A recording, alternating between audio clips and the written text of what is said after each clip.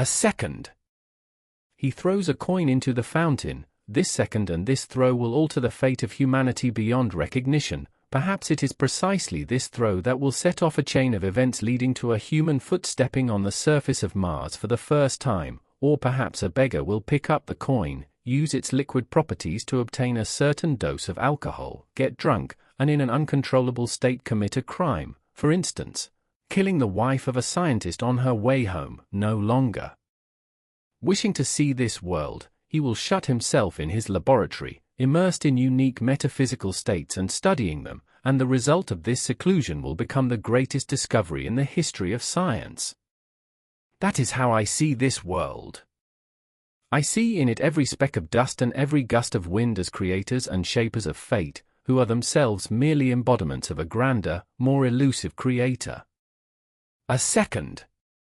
In our world, everything is predetermined. Your life and your death, your birth and your development were influenced by the slight trembling of a blade of grass in the ancient world, a tender kiss of lovers in the Renaissance, and a bright ray of sunlight at the turn of the 19th and 20th centuries. Taken together, these and similar incarnations of higher will have created your present, but for them, their own time, their life, your present, their future, was incomprehensible, due to the limits of their consciousness and understanding, including metaphysical. What seems simple and unremarkable to you was impossible for them, though they influenced it in the most direct and unconscious way.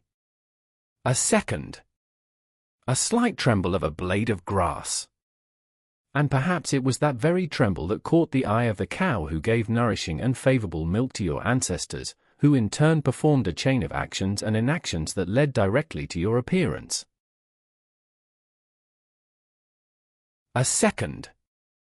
It was that second in antiquity, just like a second in the present or future, that allowed you to write these very lines, which are far more than literature. This is metaphysical alchemy. It is not an attempt to find the philosopher's stone through words, but the philosopher's stone itself.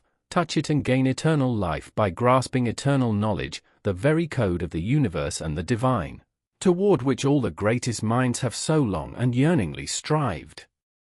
Perhaps no one in history has ever come so close to the heat of truth, but it does not burn, for the stages of the great work were predetermined beforehand, and you approach truth not as a physical being but as a metaphysical essence. The Ouroboros closes, in that very second when the final word is created. Nothing more will need to be done. In the beginning was the Word, and in the end it will also be the Word. Everything ends as it began, for everything, like time, is an eternal Ouroboros. When the minute ends, everything begins with the first second.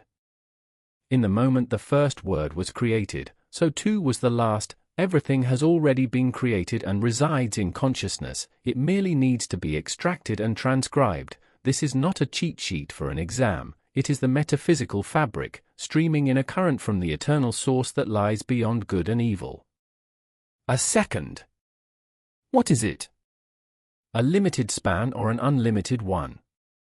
What does it define and how is it defined? What does it contain? Is it not merely humanity's subjective perception of reality?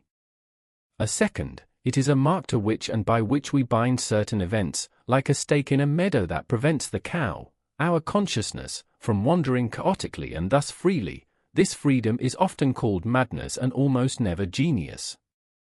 Thousands of clouds float across the sky. What is a second to them and how do they perceive it? Time exists only in the consciousness of humans and for humans. For a stone, a flower, a cloud, or an animal, there is no time, and they do not need it, for they have nothing to explain to one another, no drive to define anything. Their life has no temporal boundaries. They know birth, death, and other events, sometimes flowing quickly in their perception, sometimes slowing down. Deprive a person of time and he will lose everything upon which his thesis and understanding of the world is based. He won't be able to say what distinguishes a baby from an old man. To him it will be only a difference in form, in kind, in being, and is that not exactly how those beings we so fervently call alien appear to us?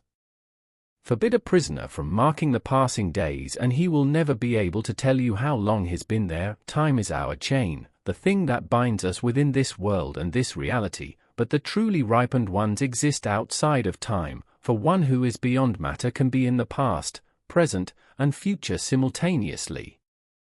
Time is the thread to which all who fear true freedom cling. Consider what would happen if you were deprived of that saving strand. All your plans would collapse, the unimaginable would occur, many would cease to understand one another and chaos would ensue. But was that not the true nature of our world before people invented time? The primitive human knew not this concept, and thus not its divisions, but was that not exactly how our world was created by the divine? Without any concept or comprehension of time.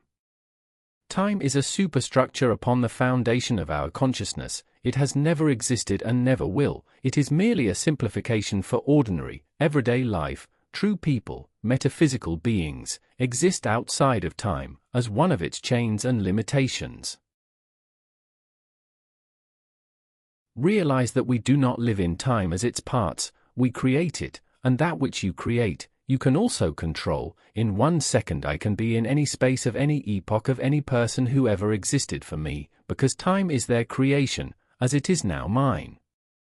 Moreover, the concept of time is often tied to sequence, in which 1 second follows another, 1 minute another, and 1 hour another. These concepts depend on one another, for one cannot exist without the other, but those who truly see need neither a rapid nor a slow transformation of states, which in various fields are named differently, such as aging and so forth. Having grasped the universe metaphysically and seen into the essence of existence, into the eyes of the divine, you see all transformations at once, as well as all the states that preceded them.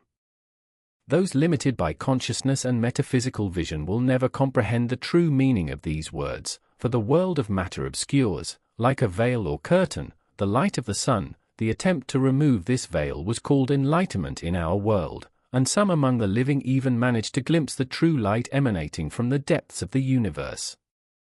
Each of us is capable of governing our own time, and this is not about a journal or a schedule. This is about delaying or accelerating the perception of objective processes that are all scripted in this world from beginning to end, down to the slightest movement of a stone. The first act in the world of matter created all actions from start to finish. The same applies to the metaphysical world, though there, unlike the world of matter, the possibility of choice exists. The first world is the fulfillment of a script, the second, its creation.